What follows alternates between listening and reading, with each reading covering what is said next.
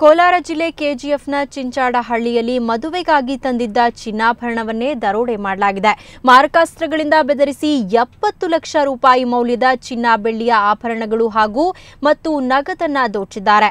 ಆನಂದ್ ಕುಮಾರ್ ಎಂಬುವರು 3 ಕೆಜಿ ಬಂಗಾರ ಮತ್ತು 3 ಕೆಜಿ ಬೆಳ್ಳಿಯನ್ನ ಖರೀದಿಸಿದ್ರು. ಎಲ್ಲವನ್ನೂ ದೋಚಿದ ದುಷ್ಕರ್ಮಿಗಳು ಪರಾರಿಯಾಗಿದ್ದಾರೆ.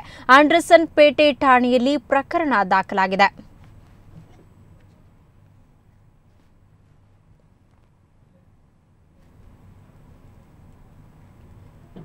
ಈ ಬಗ್ಗೆ ಮತ್ತಷ್ಟು ಮಾಹಿತಿಯನ್ನು ಪಡೆಯೋಣ. ನಮ್ಮ ಪ್ರತಿನಿಧಿ ಲಕ್ಷ್ಮೀಪತಿ ಈಗ ನಮ್ಮ ಜೊತೆ ದೂರವಾಣಿ ಸಂಪರ್ಕದಲ್ಲಿದ್ದಾರೆ. ಲಕ್ಷ್ಮೀಪತಿ, ಎಷ್ಟೊತ್ತಿಗೆ ಈ ಒಂದು ಘಟನೆ ನಡೆದಿದೆ? ಒಟ್ಟಾರೆ ಈ ಘಟನೆ ಹೇಗೆ ನಡೀತು? ತಡರಾತ್ರಿ 1:45 ರಿಂದ 2 ಗಂಟೆ ಸಮಯದಲ್ಲಿ ಮುಸ್ಕುದ ಏನು ನಮ್ಮ 22 ವರ್ಷದಿಂದ ಯುವಕರು 4 ಜನ ಮತ್ತು ಇನ್ನೊಬ್ಬ ಸ್ವಲ್ಪ ಏಜ್ ಆಗಿರುವಂತ ಒಟ್ಟು 5 ಜನ ಬಂದು ಮನೆ ಮುಂದೆ ಇರುವಂತ ಒಂದು ಬಾವಿ ಹತ್ರ ಒಂದು ಕಿಟಕಿ ಇದೆ. ಆ ಕಿಟಕಿ ಮೂಲಕ ಒಳನುಗ್ಗಿ ಮನೆ ಮಾಲೀಕ ಆನಂದ್ ಕುಮಾರ್ ಮೇಲೆ ಮಾರಕಾಸ್ತ್ರಗಳನ್ನು ತೋರಿಸಿ ಚಿನ್ನಾಭರಣಗಳನ್ನು ಮತ್ತು ಒಡವೆಗಳನ್ನು ಎಲ್ಲಿಟ್ಟಿದೆ, ಮನೆಗೆ ಹಣ ಬೇಕು, ಕೊಡ್ತೀವಿ ಇಲ್ಲ ನಿಮ್ಮನ್ನು ಕೊಲೆ ಮಾಡ್ತೀವಿ ಅಂತ ಬೆದರಿಕೆ ಹಾಕಿದ್ರು. ಈ ಹಿನ್ನೆಲೆಯಲ್ಲಿ ಅಲ್ಲಿ ಸ್ಥಳೀಯವಾಗಿದ್ದಂತ ಒಂದು ಬ್ಲಾಂಕೆಟ್ ನ ಹರಿದು ಅವ್ರ ಕೈ ಕಾಲುಗಳನ್ನು ಕಟ್ಟಿ ಮತ್ತೆ ಅವ್ರ ಕೈಗೆ ಕೀಯನ್ನು ತೆಗೆಸಿ ಕಬ್ಬಿಣದ ಲಾಕರ್ ನಿಂದ ಓಪನ್ ಮಾಡಿ ಅದ್ರಲ್ಲಿ ಇದ್ದಂತ ಎಲ್ಲಾ ಚಿನ್ನ ಮದುವೆಗೆ ಇಟ್ಟಿದಂತ 90,000 ರೂಪಾಯಿ ಮತ್ತು 3 ಕೆಜಿ ಬಂಗಾರ, ಆ 3 ಕೆಜಿ ಬಂಗಾರ ತನ್ನ ಮಗಳದು ಮತ್ತು ತಮ್ಮ ಪೂರ್ವಿಕರು ಸಂಪಾದನೆ ಮಾಡಂತ ಬಂಗಾರ ಆಗಿತ್ತು. ಅದನ್ನ ಸೇರಿದಂತೆ ಒಟ್ಟಾರೆ 3 ಕೆಜಿ ಬೆಳ್ಳಿಯನ್ನು ಸೇರಿದಂತೆ ದೋಚಿ ಪರಾರಿಯಾಗಿದ್ದಾರೆ. ಓಕೆ ಲಕ್ಷ್ಮೀಪತಿ, ಆ ಒಂದು ಸಂದರ್ಭದಲ್ಲಿ ಅವರೊಬ್ಬರನ್ನ ಬಿಟ್ರೆ ಮತ್ತೆ ಇನ್ಯಾರು ಮನೆಯಲ್ಲಿ ಇರ್ಲಿಲ್ವಾ? ಆ ಮನೆಯವರು ಯಾರ ಮೇಲಾದ್ರೂ ಅನುಮಾನ ವ್ಯಕ್ತಪಡಿಸ್ತಿದ್ದಾರಾ? ಹೇಗೆ? ಆನಂದ್ ಕುಮಾರ್ಗೆ 3 ಮಕ್ಕಳಿದ್ದು, ಒಬ್ರು ಡಾಕ್ಟರ್ ಆಗಿದ್ದಾರೆ, ಮುಳ್ಳಿಯನ್ನವರು. ಅವರ ಮದುವೆ ಜೂನ್ ತಿಂಗಳ 20ನೇ ತಾರೀಕು ನಿಗದಿ ಆಗಿತ್ತು. ಅವರು ಬೆಂಗಳೂರಿನಲ್ಲಿ ವೃತ್ತಿಯನ್ನು ಮಾಡ್ತಾ ಇದ್ದಾರೆ. ಅದೇ ರೀತಿಯಲ್ಲಿ ಮನೋಹರನ್ ಅವರು ಸಹ ಬೆಂಗಳೂರಿನಲ್ಲೇ ಇದ್ದಾರೆ. ಉಳಿದಂತೆ ಮಗಳನ್ನ ಮದುವೆ ಕಳೆದ 15 ದಿವಸಗಳಿಂದ ಮಗಳಿಗೆ ಮದುವೆ ಮಾಡಿಕೊಟ್ಟಿದ್ದಾರೆ.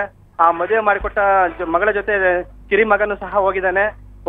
ಯಾವ ತಡರಾತ್ರಿಯಲ್ಲಿ ತಾನು ತನ್ನ ಇಬ್ಬರ ಹೆಂಡತಿರು ಸೇರಿ ವಾಸವಾಗಿದ್ರು ಅಂತ ಹೇಳ್ತಾ ಇದ್ದಾರೆ. ಆದ್ರೆ ಈತನಿಗೆ ಚಾಕುಗಳ ತೋರಿಸಿ ಮತ್ತೆ ತಮ್ಮ ಹೆಂಡತಿರಿಗೂ ಸಹ ಕಟ್ಟಾಕಿ ಏನೋ ಕಿರಿಚಿದ್ರೆ ಕೊಲೆ ಮಾಡ್ತೀವಿ ಅಂತ ಬಿಟ್ಟು ಒಂದು ಮಚ್ಚುಗಳನ್ನು ತೋರಿಸಿದಂತ ಯುವಕರು ಇಡೀ ಹಣ ಮತ್ತು ಬಂಗಾರವನ್ನು ದೋಚಿ ಯಾವುದೇ ಸದ್ದುಗದ್ದಲ ಇಲ್ಲದೆ ಪರಾರಿಯಾಗಿದ್ದಾರೆ. ಈ ಬಗ್ಗೆ ಕೆಜಿಎಫ್ ಸೂಪರಿಂಟೆಂಡೆಂಟ್ ಪೊಲೀಸ್ ಆಫೀಸರ್ ಅಲ್ಲಿ ಪ್ರಕರಣ ದಾಖಲಾಗಿದೆ ಮತ್ತು ಆರೋಪಿಗಳು ಯಾವ ರೀತಿ ಇರ್ಬೋದು ಅಂತ ಒಂದು ನೀಲ ನಕ್ಷೆ ಕೂಡ ಸಹ ಈಗ ತಯಾರು ಮಾಡ್ತಾ ಇದ್ದಾರೆ. ಓಕೆ ಲಕ್ಷ್ಮೀಪತಿ, ಎಷ್ಟು ಗಂಟೆ ಹೊತ್ತಿಗೆ ಸುಮಾರು ಈ ಒಂದು ಘಟನೆ ನಡೆದಿದೆ? ಹಾಗೆ ಎಷ್ಟು ಜನರ ತಂಡ ಈ ಒಂದು ಕೃತ್ಯವನ್ನ ಎಸಗಿದೆ? ತಡರಾತ್ರಿ 1:45 ರಿಂದ 2 ಗಂಟೆ ಸಮಯ ಅಂತ ಆನಂದ್ ಕುಮಾರ್ ಹೇಳಿದ್ದಾರೆ. ಆ ಒಂದು ಸಂದರ್ಭದಲ್ಲಿ ಬಂದು ದಿಢೀರನೆ ಕತ್ತಿಗೆ ಚಾಕು ಇಟ್ಟು ಇದರ ಒಂದು ದರೋಡೆ ಮಾಡಿದ್ದಾರೆ. ಈ ಒಂದು ತಂಡದಲ್ಲಿ 22 ವರ್ಷದಿಂದ 30 ವರ್ಷ 25 ವರ್ಷಗಳ ಒಳಗಡೆ ಇರುವಂತ ಒಂದು 4 ಜನ ಹುಡುಗರು ಮತ್ತು ಇನ್ನೊಬ್ಬರು ಸ್ವಲ್ಪ 30 ವರ್ಷ ಆಗಿರ್ಬೇಕು.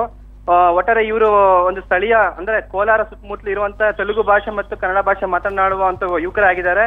ಯಾವುದೇ ರೀತಿ ಮುಖಕ್ಕೆ ಯಾವುದೇ ರೀತಿ ಮಸ್ಕು ಹಾಕೊಳ್ಳದೆ ಒಂದು ಕ್ಯಾಜುಯಲ್ ಆಗಿ ನಮ್ಮ ಜನರು ಇದ್ದ ರೀತಿಯಲ್ಲಿ ಬಂದಿದ್ದಾರೆ. ಕತ್ಲಲ್ಲಿ ಸರಿಯಾಗಿ ಮುಖ ಅಸಹಾರ ಕಾಣಿಸ್ಲಿಲ್ಲ ಅಂತ ಬಿಟ್ಟು ಆನಂದ್ ಕುಮಾರ್ ಸ್ಪಷ್ಟಪಡಿಸಿದ್ದಾರೆ. ಓಕೆ, ಧನ್ಯವಾದ ಲಕ್ಷ್ಮೀಪತಿ ನಿಮ್ಮೆಲ್ಲ ಮಾಹಿತಿಗೆ.